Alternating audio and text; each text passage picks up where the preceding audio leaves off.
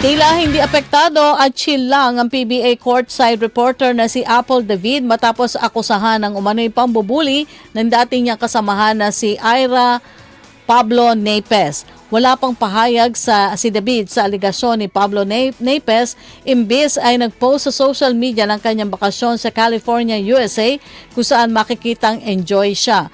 Nung Sabado, matatanda ang inakusahan ni Pablo Napes si David ng pambubuli.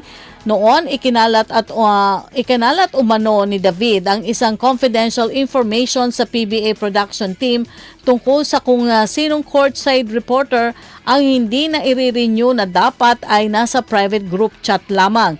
Matatanda ang nag-viral noong 2023 si Pablo Napes matapos na ibunyag niyang natanggal siya sa bilang ng courtside reporter matapos ang 10 laban dahil umano sa size ng kanyang katawan.